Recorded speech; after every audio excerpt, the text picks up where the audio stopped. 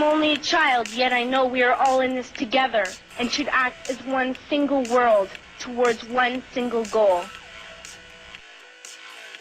There is enough for everybody's need, but not for anybody's greed. We are facing something profoundly important. We have never faced this before.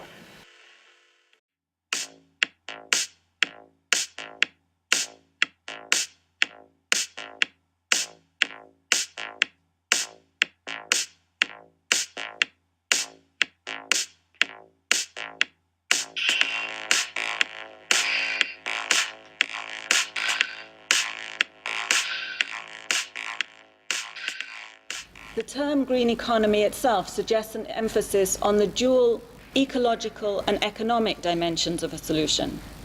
But the definition provided, I think, particularly by UNEP, is one that does explicitly incorporate social goals. To quote, "A green economy is one that results in improved human well-being and social equity, while significantly reducing environmental risks and ecological scarcities, based upon a combination of low-carbon growth, resource efficiency, and social inclusivity." So in a broad interpretation, this may approximate the notion of sustainable development.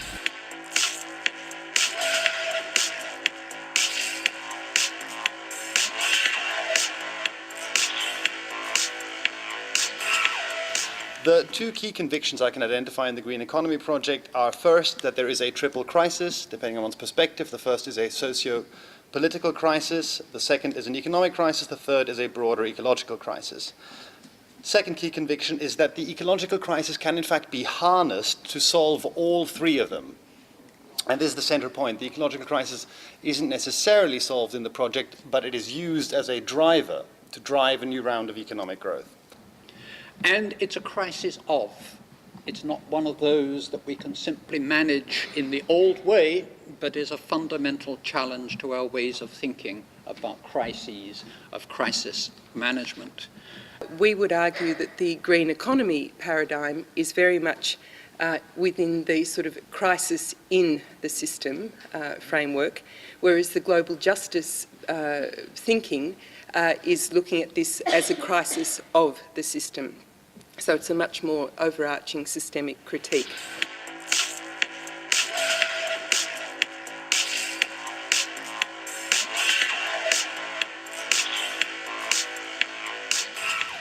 So when we debate on this whole question of what is the green economy, what would it look like? It's being narrated at present as capitalism's best hope to create jobs, restore growth, and limit climate change, a magic formula or magic bullet. Its strengths clearly lie in the fact that it is one of the very few projects currently that has a coherent, but not necessarily correct, proposal for addressing all three parts of the triple crisis. Its second strength lies in the fact that it has a strategy to create a social base for its own project. So good thing about the ecological modernization is that they acknowledge that the current crisis, or the crisis, environmental crisis of the century, were the result of the industrialization and modernization. But when it comes to solution, they think that our technological and procedural innovations will solve the problem. So in other words, they try to solve the contradiction between economy and ecology within the capitalist mode of production. But it also, precisely because it's a floating signifier, because of its productive fuzziness, it creates the possibilities of false alliances, misreadings, of takeovers, of colonization, and so forth. It has a certain incoherence, and it's vulnerable to capture by the most powerful economic and political forces.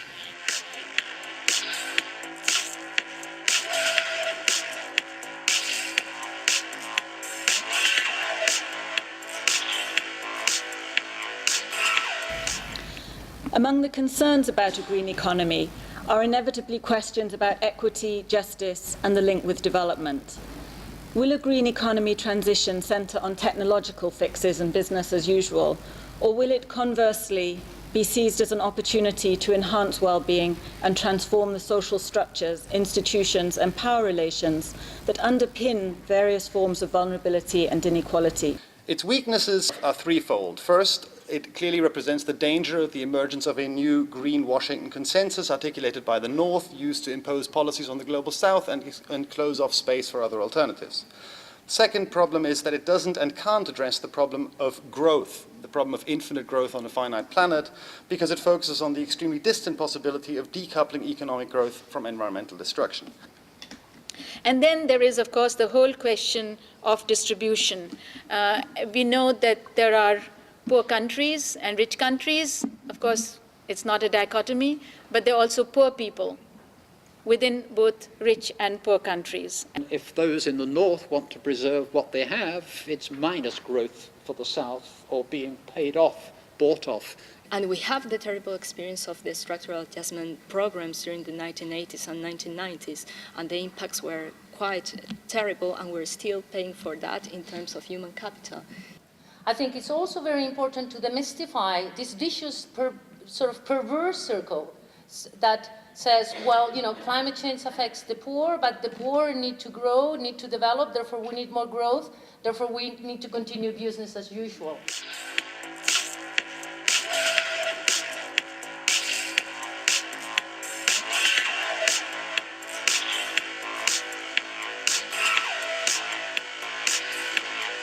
How to construct hope is one of the major issues if you want to bring social dimension to economy. There are questions and choices here and challenges for production, for consumption, for distribution, and finally, of course, for transformation. And this new transformation we are suggesting must be different from prior structural transformations associated with the development process, all of which were highly carbon intensive. Technological fixes for politico-economic and socio-ecological crises are undemocratic and unsustainable. How to leapfrog this development, to use a bit of the usual term, how can they skip the same path of development that richer countries in the north did, which are very carbon intensive or chemical intensive and so on. Who has power from the current status quo? Who benefits from the position now? Who profits from that, if you want to look at the economics of it? And who has the power to make those changes? And so the concept of power must be central to all of the analysis that we do as we look forward. We find that gender equality is very strongly associated with good performance in environmental terms, and that this is true even if you just take high growth countries and you look within that subset. We still find that the strongest environmental performance tends to be from countries with greatest gender equality. The real changes here, I think, are mostly institutional.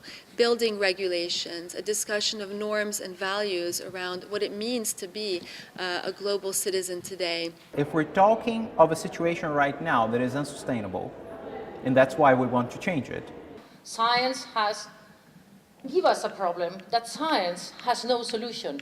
That the solution lies in seeing it from a human perspective, seeing it from a social science perspective. The big window of opportunity is for people to mobilize, because now it's time to change.